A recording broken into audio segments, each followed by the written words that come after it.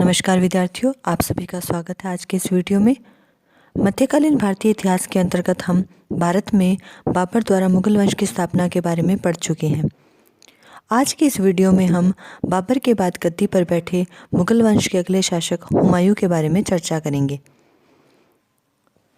आज के इस वीडियो में हम हुमायूं की कठिनाइयों के बारे में चर्चा करेंगे कि शासन संभालने के बाद हुमायूं को किन किन कठिनाइयों का सामना करना पड़ा, उसके बारे में चर्चा करेंगे।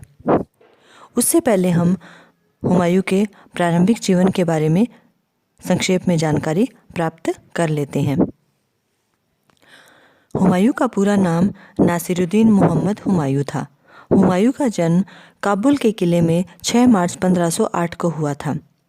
उसकी माता का नाम हाकिम बेगम था। हुमायूं की शिक्षा दीक्षा अच्छी हुई थी। वह तुर्की, अरबी, फारसी भाषाओं का जानकार था। साथ ही काव्य, गणित, दर्शन शास्त्र, ज्योतिष शास्त्र और नक्षत्र शास्त्र में भी उसकी रुचि थी। बाबर के संघर्षमय जीवन ने उसे सैनिक शिक्षा में पारंगत बना दिया था। पानीपत के युद्ध से पहले बाबर ने उसे अफगानों के एक दल का सामना करने भेजा था। तब उसने हिसार फिरोजा पर अधिकार किया था। अतः 1526 में बाबर ने यह जिला हुमायूं को दे दिया। इसके अलावा हुमायूं ने पानीपत व खानवा के युद्धों में भी बाबर के साथ भाग लिया था।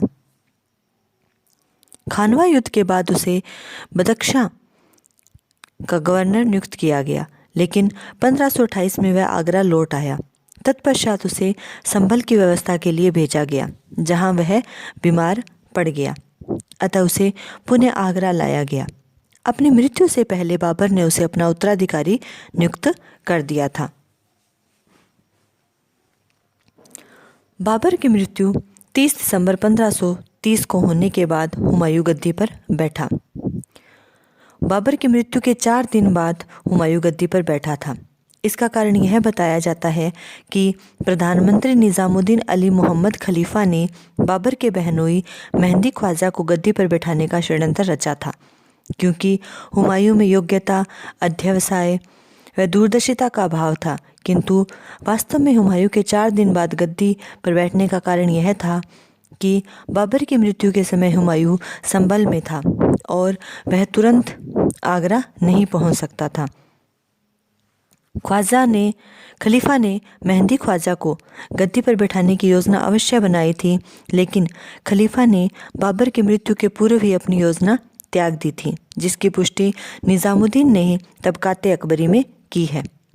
अतः खलीफा का षड्यंत्र केवल योजना थी जो कि कार्यान्वित न हो सकी। चूंकि हुमायूं संभल से शीघ्र आगरा नहीं पहुंच सकता था, अतः संभल से आगरा पहुंचने पर 4 दिन बाद ही हुमायूं की गद्दी नशीनी हुई थी। विद्यार्थियों, अब हम बात करते हैं हुमायूं की कठिनाइयों की। बाबर की मृत्यु के समय तक मुगल साम्राज्य की जड़ें पूरी तरह नहीं जम पाई थी, क्योंकि बाबर अपने शत्रुओं को पूरी तरह परास्त नहीं कर पाया था। बाबर ने केवल 4 वर्ष तक शासन किया था और जो राज्य छोड़ा था वह राज्यों का संगठन मात्र था, उनमें एकता का अभाव था। इसके अतिरिक्त हुमायूं के स्थान पर किसी अन्य व्यक्ति को गद्दी पर बैठाने की योजना ने हुमायूं की मानसिक स्थिति को दुर्बल बना दिया था। हुमायूं को इन कठिनाइयों को हम 2 भागों में बांट सकते हैं, एक आंतरिक कठिनाइयाँ और दूसरा बाह्य कठिनाइयाँ। तो सबसे पहले हम बात करते हैं हुमायूं की आंतरिक कठिनाइयों की। आंतरिक कठिनाइयों में सबसे पहले कठिनाई थी मुगल साम्राज्य की विशालता। हुमायूं को उत्तराधिकार में मिला साम्राज्य अत्यंत ही विशाल था, जिसमें मध्य एशिया के बलख, बदख्शां के प्रांत भी शामिल थे। इस साम्राज्य की दुर्बलता यह थी कि उसे कोई सुदृढ़ आधार प्राप्त नहीं था, क्योंकि बाबर अपने अल्पकालीन शासन के कारण उसे सुसंगठित नहीं कर पाया था। वह साम्राज्य सैनिक शक्ति पर टिका हुआ था और शांति काल में इसे बनाए रखना अत्यंत कठिन था। अनेक दूरस्थ प्रांतों में तो मुगल शासन केवल नाम मात्र का था।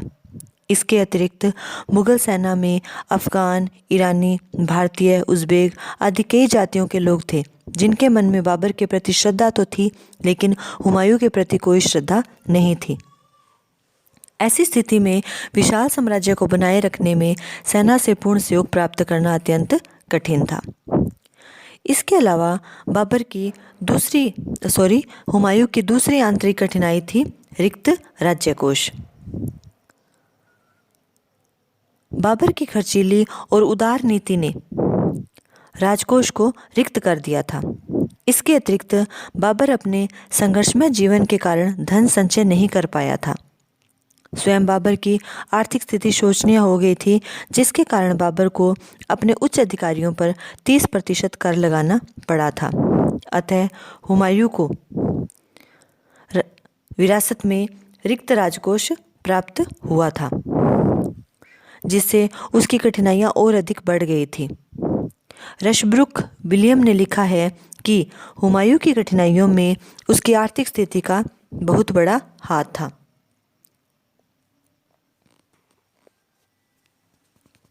इसके अलावा हुमायूं की तीसरी सबसे बड़ी आंतरिक कठिनाई थी उसके भाई। हुमायूं के 3 भाई थे, कामरान, अस्करी और हिंदाल। बाबर ने मरने से पहले हुमायूं को सलाह दी थी कि वह कोई ऐसा कार्य न करे जिससे उसके भाइयों को कष्ट हो। बाबर ने हुमायूं को अपने भाइयों में साम्राज्य विभाजन का निर्देश भी दिया था। फलस्वरूप हुमायूं ने बाबर की बात मानकर अपने भाइयों के प्रति सदैव ही उदारता की नीति अपनाई, लेकिन हुमायूं के भाई उसके प्रति उदार नहीं थे। उन्होंने हमेशा उसकी कठिनाइयों में बढ़ोतरी की। इसके अतिरिक्त हुमायूं के तीनों भाई अल्पवयस्क थे, इसलिए महत्वाकांक्षी अमीर अपनी महत्वाकांक्षा की पूर्ति के लिए उन तीनों का उपयोग हुमायूं के विरुद्ध बड़ी सरलता से कर सकते थे। अगली आंतरिक कठिनाई थी असंगठित शासन व्यवस्था। हुमायूं को विरासत में जो साम्राज्य मिला था वह असंगठित था।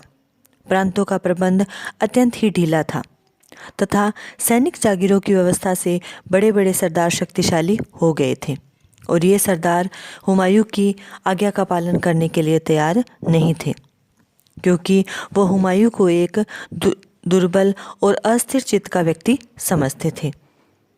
बाबर ने एक शासक के रूप में अपनी प्रजा की सुख सुविधा का ध्यान नहीं रखा था, अतः प्रजा भी मुगलों को विदेशी आक्रमणकारी के रूप में देख रही थी। ऐसी स्थिति में हुमायूं अपनी प्रजा के सहयोग से भी वंचित हो गया था। इस प्रकार हुमायूं को न तो अपने सरदारों से सहयोग मिला और न ही अपनी प्रजा से। इसके अलावा मध्य एशिया के कई वंशों के अमीर बाबर के साथ आकर भारत में बस गए थे, और बाबर ने भी उनका सम्मान करते हुए उनसे वैवाहिक संबंध स्थापित किए थे। इनमें खुरासान का मोहम्मद जमाल मिर्ज़ा, मोहम्मद सुल्तान मिर्ज़ा, मीर मोहम्मद मेहंदी ख्वाजा और खलीफा मुख्य थे। ये सभी अपने आप को बाबर का उत्तराधिकारी समझने लगे थे।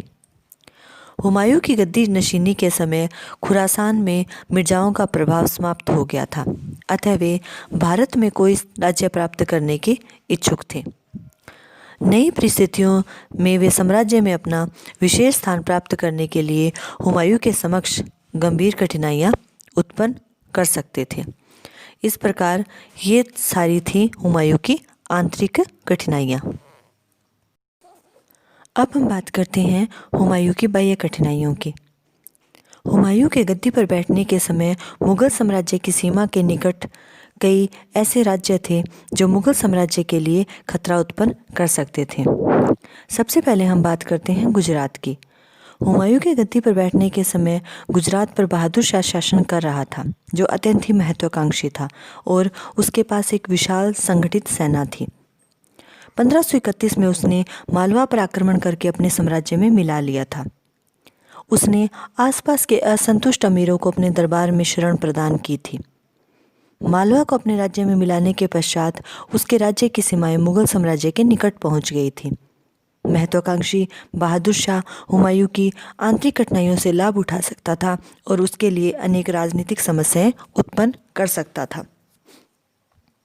दूसरी बाह्य कठिनाई थी अफगान।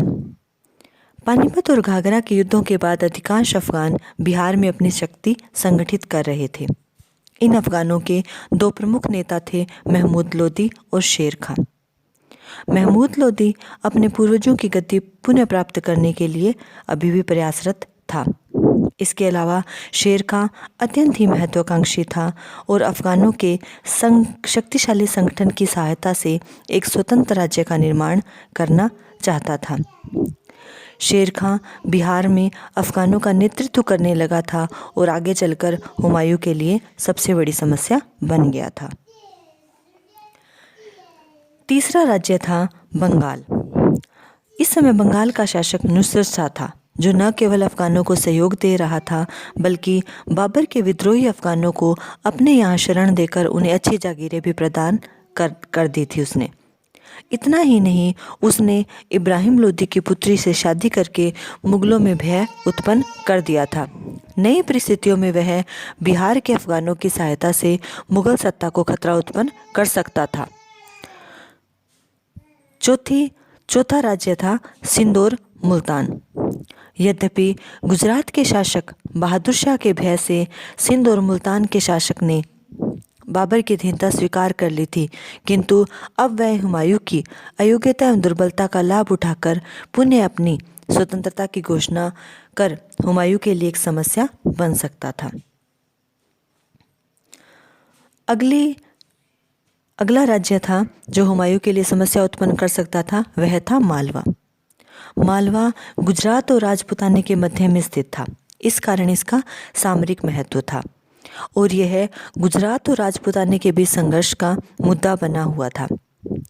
1531 में गुजरात के शासक बहादुर शाह ने इसे जीतकर अपने राज्य में मिला लिया था। अतः अब मालवा हुमायूं के लिए कभी भी समस्या बन सकता था।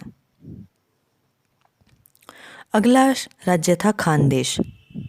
हालांकि दिल्ली से दूर होने के कारण खानदेश का उत्तरी भारत की राजनीति में कोई विशेष प्रभाव नहीं था, किंतु यहाँ के शासक मोहम्मद प्रथम की माँ गुजरात के शासक बहादुर शाह की बहन थी, जिससे उसका महत्व बढ़ गया था। बहादुर शाह से संबंध होने के कारण हुमायूं के विरोधी बहादुर शाह के अधिक शक्तिशाली होने की संभावना थी। इन राज्यों के अलावा राजपूताना भी हुमायूं के लिए एक बहुत बड़ी चुनौती था। राणा सांगा की मृत्यु के बाद मेवाड़ में आंतरिक संघर्ष उत्पन्न हो गया था। 1531 में रत्न सिंह मेवाड़ का शासक बना, लेकिन रानी कर्मावती ने उसका विरोध करते हुए हुमायूं से सहायता मांगी। हुमायूं इस घरेलू झगड़े का लाभ न उठा सका, फलस्वरूप वह हमेशा के लिए राजपूतों के सहयोग से वंचित हो गया। राजपूताने में मारवाड़, आमेर, सिरोही आदि महत्वपूर्ण राज्य थे, किंतु ऐसा कोई शक्तिशाली शासक नहीं था जो उनमें एकता स्थापित कर सके। यद्यपि हुमायूं को राजपूताने से कोई तात्कालिक भय नहीं था, लेकिन राजपूताने में बहादुर शाह के बढ़ते हुए प्रभाव के कारण हुमायूं के लिए राजपूताना समस्या बन सकता था।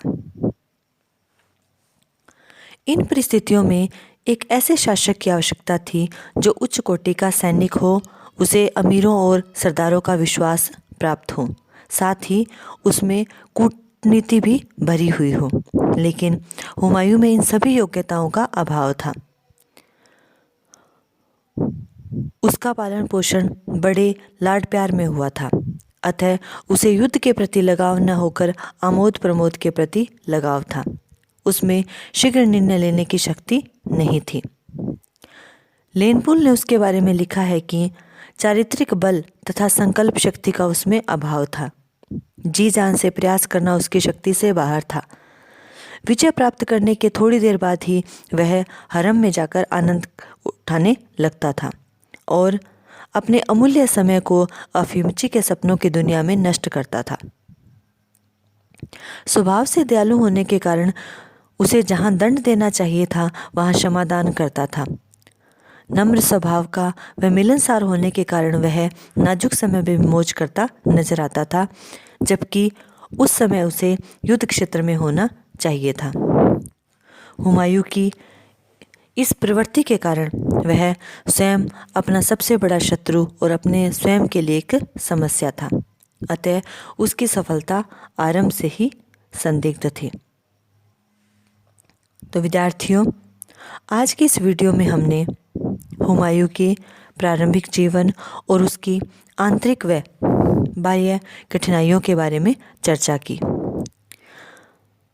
अगले वीडियो में हम हुमायूं के जीवन के प्रमुख घटनाक्रमों, शेर खां के साथ उसके संघर्ष और उसकी असफलताओं के बारे में चर्चा करेंगे।